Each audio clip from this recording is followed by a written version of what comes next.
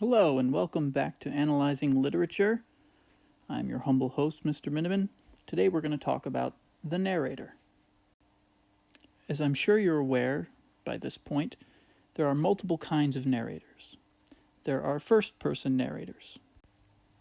Those are narrators who are part of the story. They're in the story. They are characters who act in the story itself. You can tell a first-person narrator because they'll use the pronouns I and me, and they'll be doing things in the story. There are also third-person narrators. Those are narrators who are outside the story. They're not characters in the story itself. They're just describing what's happening. But there are multiple kinds of third-person narrators. The third-person limited narrator is a narrator who's only in the head of one character. So the narrator is limited to that one character's consciousness. We know what that character's thinking and feeling, but we don't know what any of the other characters are thinking and feeling. There are even some limited narrators that go further than that, and you're not in the head of any characters, and you only see the actions of the characters. You're not actually privy to their thoughts. There's also the third-person omniscient narrator. Omni means all. Shint means knowing. So an omniscient narrator is all-knowing. A narrator who is godlike and can know the thoughts of any character or be anywhere. There are some narrators who can even be in a place where there are no people and they can just describe a scene. So the third-person narrators aren't just narrators who are outside the story. There are different kinds of third-person narrators. And as you're reading, you have to think about why the author chose the narrator that they did. If they have a first-person narrator, why did they choose to have a first-person narrator? What does that give the story?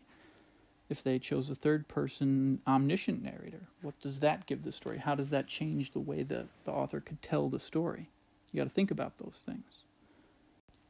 So if we look at To Kill a Mockingbird, Harper Lee chose a very interesting kind of narrator. For instance, there's this passage. It says, Atticus was feeble. He was nearly 50. When Gemini asked him why he was so old, he said he got started late, which we felt reflected upon his abilities and manliness. He was much older than the parents of our school contemporaries, and there was nothing Gem or I could say about him when our classmates said, my father, blah, blah, blah. Gem was football crazy. Atticus was never too tired to play keep away, but when Gem wanted to tackle him, Atticus would say, I'm too old for that, son.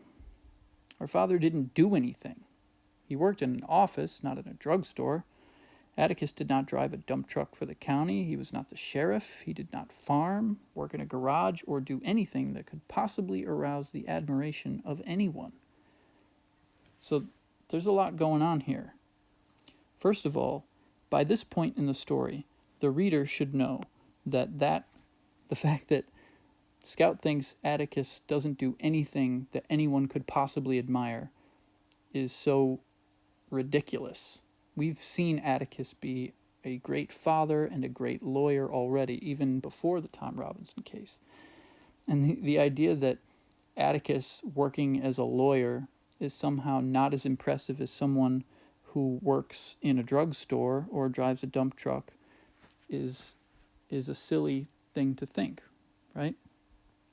And then she goes on, he wore glasses. Like, these are ridiculous reasons to think that your father is feeble and not worth admiring. So, here's why this is tricky. Harper Lee has Scout narrating the story. It's a first-person narrator. However, it's not the Scout that's in the story that's narrating. It's the adult Scout looking back.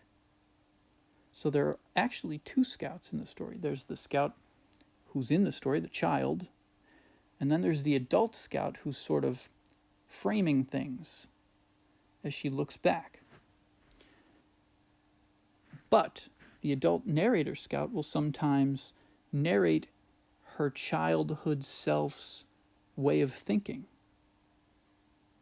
But she knows, the adult Scout knows that this is ridiculous, and the reader by now knows that this is ridiculous. So there's this sort of interaction between the reader and the adult narrating Scout, where we can both chuckle at Scout's ridiculous thoughts here together. It's a very tricky thing that Harper Lee pulled off with her narrative choice. So let's look at my notebook response. First thing I got to do is make sure I complete all the things I'm supposed to complete, and I did. I checked. But what I realized when I started writing this is that it was a very complicated thing to try to explain this weird layering of the narrator and the irony that it creates. So I knew that it was probably going to take me more than 5 sentences to explain this. And if you have a similar sophisticated aspect of your novel that needs explanation and you might have to go past 5 sentences, then so be it. That's okay. You can go past 5 sentences. Sometimes you need to. So 5 sentences is not really that many. So I said, Scout is the first-person narrator of To Kill a Mockingbird, but it's actually more complicated than that. It's not the Scout in the story who is narrating. It's an adult Scout looking back on her childhood. But the adult narrator Scout often narrates the feelings and attitudes of her childhood self. This allows Harper Lee to inject a winking kind of irony at some of the things young Scout thinks. For example, when Scout says Atticus doesn't, quote, do anything that could possibly arouse the admiration of anyone, page 118, the adult Scout narrating that idea certainly knows that is the opposite of the truth. Not only that, at this point in the book, the reader must also know how wrong young Scout is. In this way, the adult Scout narrator and the reader can smile together at young Scout's childish ignorance. So, things to note. 1, I started out with a topic sentence that defined the narrator, at least initially. I had to explain things a little bit more. I brought in my quote and explained how it proved my point. And I tried to bring everything together at the end to explain the effect that this choice in narrator has on the reader. Chances are your narrator will not be quite so complicated. So the only thing you really have to think about is, why did the author of your book choose the narrative style that he or she did? All right, that's it. Mindeman out.